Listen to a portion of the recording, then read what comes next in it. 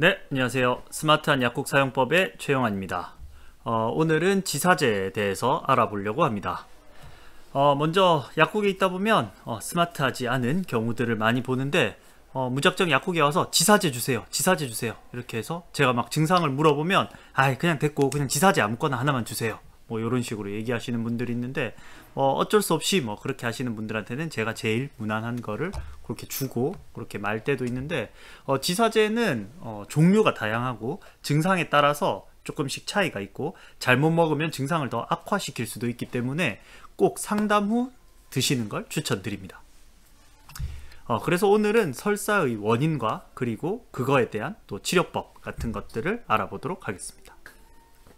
장은 일반적으로 정상적으로 수분을 흡수하고 분비하는 기능을 통해서 수분이나 전해질, 그 다음에 영양소의 흡수 등을 담당하는 장기라고 보시면 되는데 우리가 만약에 장에 안 좋은 그런 감염원이라든지 독소라든지 그런 물질들이 장내에 존재하게 되면 이런 유해인자들을 몸 밖으로 내보내기 위해서 우리가 장내 수분 분비를 증가시키고 연동운동을 이렇게 증가시킨다고 보시면 됩니다.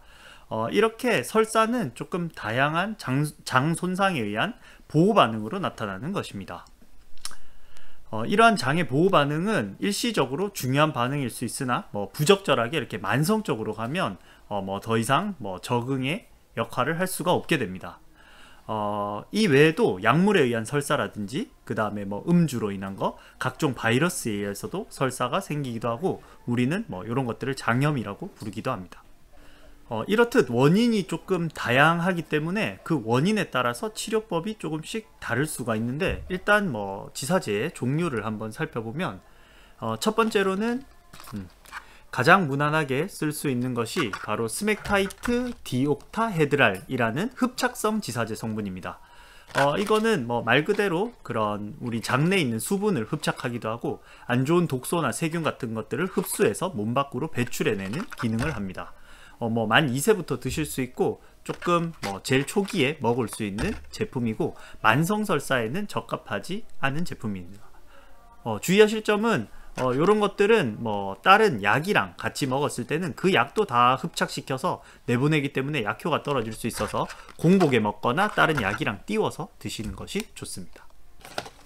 두 번째 제품은 이런 제품인데 주로 베르베린이라는 것과 비스무트, 그 다음에 UDCA, 스코폴리아 같은 것들이 복합제로 들어있는 성분입니다.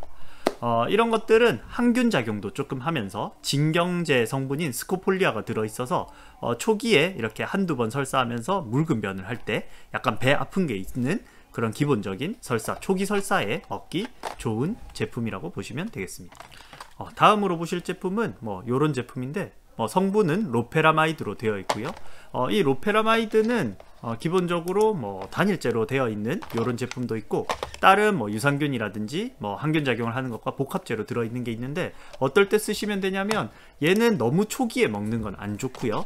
보통은 3번 이상 설사하고 나쁜 것들이 다 나갔는데 이제 물만 자꾸 나올 때 얘 작용하는 방법은 일단 연동운동을 조금 덜 하게 해서 일단 설사가 안 나오도록 장의 운동을 멈추는 거라고 보시면 되는데 그래서 초기에는 우리가 빼내려고 하는 설사를 한번 설사했다고 이런 걸 먹으면 그런 세균이나 독소들이 못 빠져나가서 증상이 더 오래 가는 경우가 있기 때문에 요거는 반드시 한 3번 이상 설사하는 물설사만 할 때 그렇게 그걸 멈추고 싶다면 이런 거를 드시면 되겠습니다. 다음으로는 요런 나프록사지드라는 성분이 있는데 요거는 대부분 우리가 항생제를 살려면 처방을 받아야 되는데 약국에 몇 안 남은 그런 항생제, 항균작용을 하는 성분이라고 보시면 되고 이 성분은 장질환을 유발하는 균들에 대해서 좀 광범위한 항균작용을 합니다. 그래서 우리가 식중독이라든지 물갈이라든지 약간 우리가 세균성 장염 같은 약간 울렁거리거나 열을 동반하는 그런 설사에 쓰시기 좋은 제품이 바로 이런 제품이라고 보시면 되겠습니다. 그래서 일단 지사제는 요렇게 처방 없이 살 수 있는 거 4가지 정도 있다고 보시면 되고 다음은 이제 이런 지사제를 쓰면서 다른 증상이 동반될 때 함께 하면 좋은 제품들을 알아보도록 하겠습니다. 먼저 이런 유산균제들이 있는데 뭐 이런 생균제가 있고 뭐 생균사균 복합제 이런 것들이 약국에 있는데, 보통 이런 생균제들은 우리가 장의 자리를 잡고 서서히 이렇게 작용을 하기 때문에 조금 단기간에 쓰는 것보다는 좀 장기적으로 이렇게 장을 관리할 때 쓰시면 좋고, 그리고 과민성 대장이라든지 좀 꾸준한 증상에 그렇게 쓰시면 좋고요.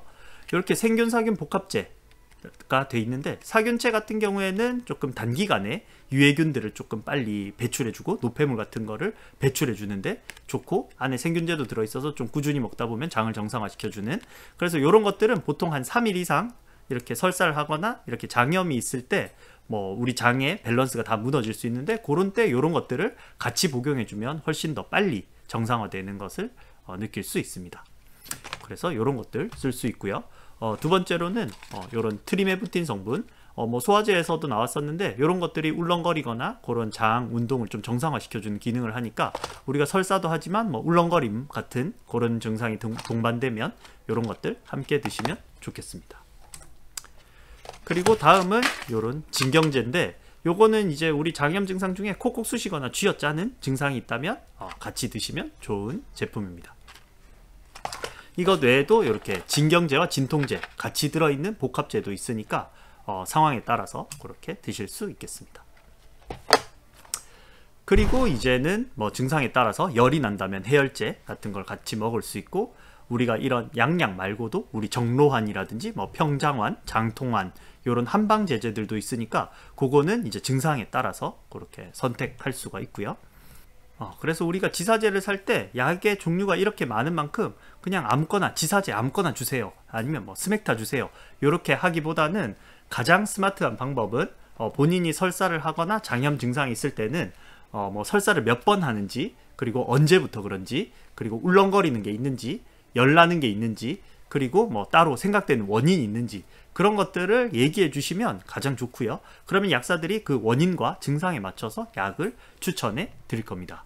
그리고 증상을 들어보고 이건 도저히 그냥 일반 약으로는 안 되겠다, 그런 때는 저희가 병원에 가라고 안내를 해드리니까 기본적으로는 증상을 얘기해 주시면 가장 좋습니다. 그래서 가장 스마트한 방법은 약은 증상을 얘기하고 구매하시고, 이렇게 영상을 보실 때는 구독을 꼭 눌러주시면 좋겠습니다. 네, 감사합니다.